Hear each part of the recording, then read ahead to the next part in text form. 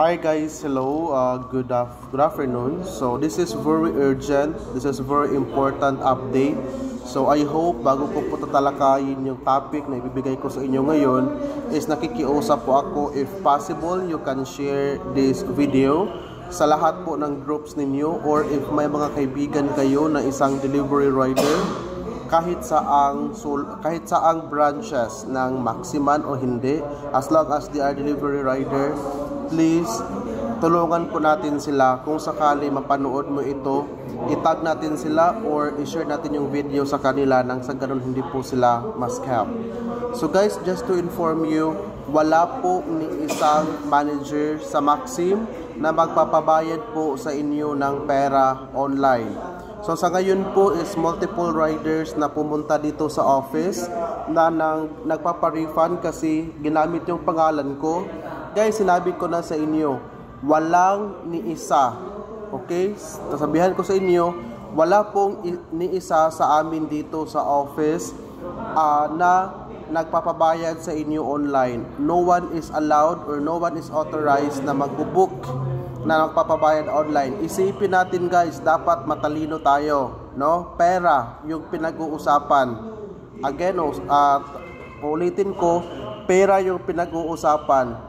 Ilang beses na po naming paulit-ulit na sabihin, wala pong ni isang manager na allowed na magbubook sa Maxim na magpapabayad online. So sabi ko sa inyo, lahat po ng transaksyon na nagpapabayad online ay possible po na scam. Okay? Lahat po na nagpapabayad online, possible po na scam. Take note ha, pera yung pinag-uusapan natin. Naintindihan nyo? And wala pong ni isa, Maxim manager man or kahit saang agency, saang ahensya ng gobyerno, ma-public or ma-private, wala po talaga. Strictly, no one is allowed na mag-transact through online. Minsan is may magpabook online tapos may tatawag sa inyo na ibang number. Again, uulitin ko, yan po ay scam.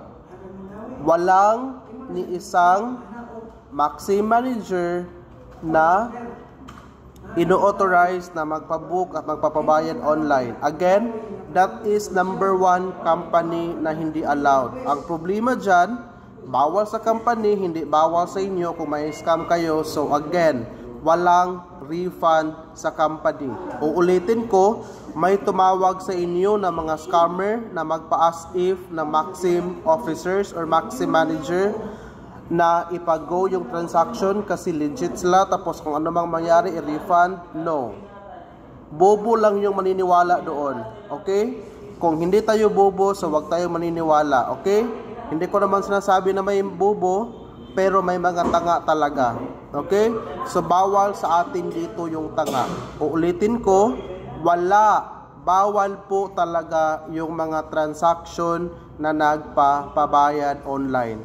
Again, kung may nagpapabook sa inyo na nagpapabayad, kung ano mang regardless kung anong modus, basta yung ending ng transaction is pinapapunta kayo sa 7-Eleven, Palawan, Cebuana, Imluwilier, or RD Pawn Shop, SM Hypermarket, or kung may mga any remittances pa na hindi ko nabanggit, so yan po talaga ay scam. Wala pong allowed, wala pong ni isa na authorized to work, to process online payment transaction.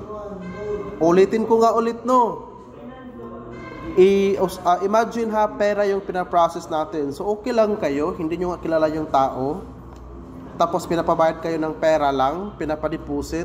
Bawal yan guys. Again, bobo lang yung ma-scam sa ganito. Pag hindi kayo bobo, so hindi tayo ma-scam. No? So hindi ko naman sinasabing bobo, no? Hindi ko naman sinasabing bobo ka. Pero kung ma-scam ka, posible. Kasi ako hindi talaga ako naniniwala sa bobo. Naniniwala talaga ako na may tanga. Pero kasi kanya-kanya tayo na may utak tayo, no? Ang problema lang is hindi ginagamit. So galit man kayo sa akin or may tuwat, wala akong pakialam. Basta sinabihan na namin kayo, tapos ang rason nyo dito, akala namin sir, ikaw, akala namin yung ganito ganyan, walang akala dito. So akala mo lang yun.